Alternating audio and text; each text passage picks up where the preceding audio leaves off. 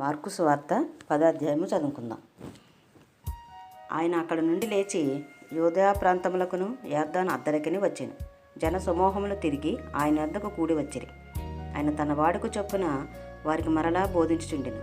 పరిసయ్యులు ఆయన వద్దకు వచ్చి ఆయనను శోధించుటకై, పురుషుడు తన భార్యను విడనాటు న్యాయమా అని ఆయన అడిగిరి. అందుకైన మోషే మీకేమో ఆజ్ఞాపించినని వారిని అడిగిరి.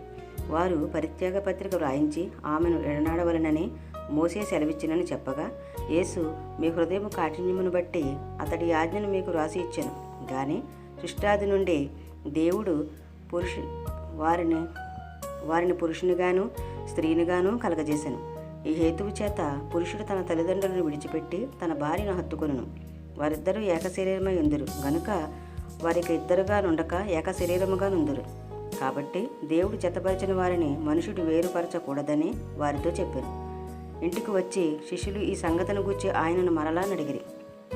అందుకైన తన భార్యను విడనాడ మరి ఒకతను పెళ్లి చేసుకునేవాడు తాను విడనాడిన ఆమె విషయమై విభచరించువాడగును.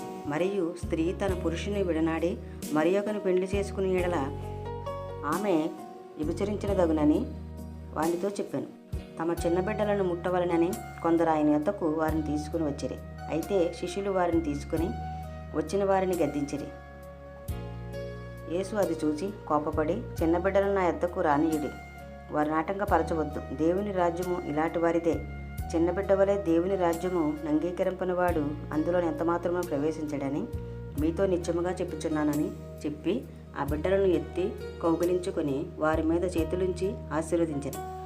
ఆయన బయలుదేరి మార్గను పోచుండగా ఒకడు పరుగెత్తుకుని వచ్చి ఆయన ఎదుట మోకాళ్ళలోని, సద్బోధకుడా, నిత్యజీవమునకు వారసుడగుటకు నేనేమి చేయుదునని ఆయన్ని అడిగాను. యేసు, నన్ను సత్పురుషుడని ఎలా చెప్పుచున్నావు? దేవుడు అక్కడే గాని మరి ఎవడనూ సత్పురుషుడు కాడు.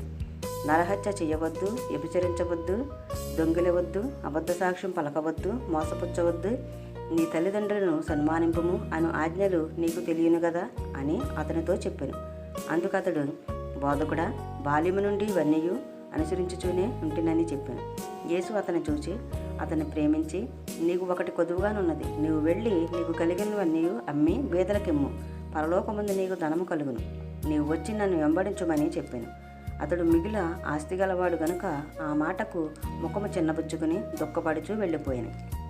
అప్పుడు యేసు చుట్టూ చూచి, ఆస్తి గలవారు దేవుని రాజ్యములో ప్రవేశించుట ఎంతో దుర్లభమని తన శిష్యులతో చెప్పాను. ఆయన మాటలకు శిష్యులు విస్మయమొందిరి. అందుకు యేసు తిరిగి వారితో ఇట్లనెను, పిల్లలారా, తమ ఆస్తి యందు నమ్మకించువారు దేవుని రాజ్యములో ప్రవేశించుట ఎంతో దుర్లభము. ధనవంతుడు దేవుని రాజ్యములో ప్రవేశించుట కంటే ఒంటె సూది బెజ్జములో దూరుట సులభము. అందుకు వారు అత్యధికముగా ఆశ్చర్యపడి, అట్లయితే ఎవడు రక్షణ పొందగలడని ఆయన్ని అడిగిరి. యేసు వారిని చూచి, ఇది మనుషులకు అసాధ్యమే గాని దేవునికి అసాధ్యము కాదు. దేవునికి సమస్తమును సాధ్యమే అనెను. పేతురు, ఇదిగో మేము సమస్తమును విడిచిపెట్టి నిన్ను వెంబడించుతామని ఆయనతో చెప్పసాగిన. అందుకు యేసు ఇట్లనెను, నా నిమిత్తమును, సువార్త నిమిత్తమును, ఇంటినైనను, అన్నదమ్ములనైనను, అక్క చెండ్రులనైనను, తల్లిదండ్రులనైనను, పిల్లలనైనను, భూములనైనను విడిచినవాడు ఇప్పుడు ఇహమందు హింసలతో పాటు నూరంతలుగా ఇండ్లను, అన్నదమ్ములను, అక్క చెల్లెలను, తల్లులను, పిల్లలను, భూములను రాబోవు లోకమందు నిత్యజీవమును పొందినని మీతో నిత్యముగా చెప్పుచున్నాను. మొదటివారు అనేకులు కడపటివారగుదురు, కడపటివారు మొదటివారగుదురని అనెను. వారు ప్రయాణమై యెరూషలేమునకు వెళ్ళుచుండిరి. యేసు వారికి ముందు నడుచుచుండగా వారు విస్మయమొందిరి, వెంబడించువారు భయపడిరి. అప్పుడు ఆయన మరలా 12 శిష్యులను పిలుచుకుని తనకు సంభవింపబో వాటిని వారికి తెలియజెప్పనారంభించి, ఇదిగో మనము యెరూషలేమునకు వెళ్ళుచున్నాము. మనుష్య కుమారుడు ప్రధాన యాజకులకును శాస్త్రులకును అప్పగింపబడును.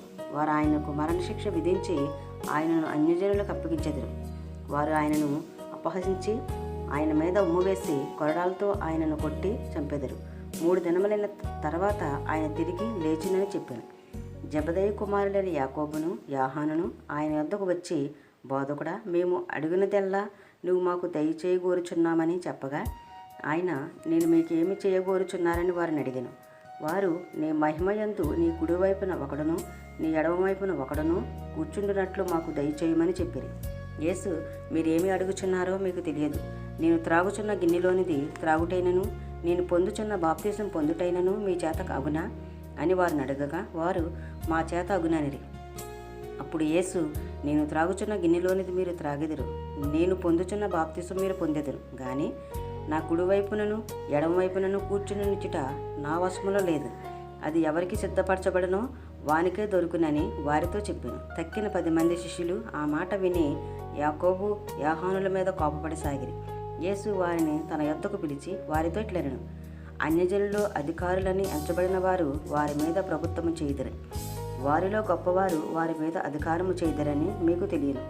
మీలో అలా ఉండకూడదు. మీలో ఎవడైనను గొప్పవాడై ఉండగోరిన యెడల వాడు మీకు పరిచారము చేయువాడై ఉండవలెను.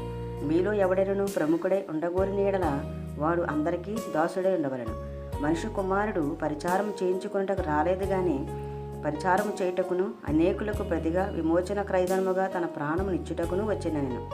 వారు ఎరుకో పట్టణమునకు వచ్చిరి. ఆయన తన శిష్యులతోనూ బహు జనసమూహములతోనూ ఎరుకో నుండి బయలుదేరి వచ్చుచుండగా తిమయి కుమారుడగు బత్తెమయి అను గుడ్డి భిక్షకుడు త్రోవ పక్కన కూర్చుండెను. ఈయన నజరేయుడైన యేసు అని వాడు విని, దావీదు కుమారుడా యేసు, నన్ను కరుణింపమని కేకలు వేయ మొదలుపెట్టిన. ఓరకుండమని అనేకులు వారిని గద్దించిరి. గాని వాడు, దావీదు కుమారుడా నన్ను కరుణింపమని మరీ ఎక్కువగా కేకలు వేసిన. అప్పుడు యేసు నిలిచి వారిని పిలువుడని చెప్పగా వారు ఆ గుడ్డివారిని పిలిచి, ధైర్యము తెచ్చుకునుము, ఆయన నిన్ను పిలుచుచున్నాడు, లెమ్మని వానితో చెప్పిరి. అంతట వాడు బట్టలు పారవేసి దిగ్గున లేచి యేసునద్దకు వచ్చెను. యేసు, నేనుకేమి చేయగోరుచున్నావని వారిని అడగగా ఆ గుడ్డివాడు, బోధకుడా, నాకు దృష్టి కలగజేయమని ఆయనతో అనెను.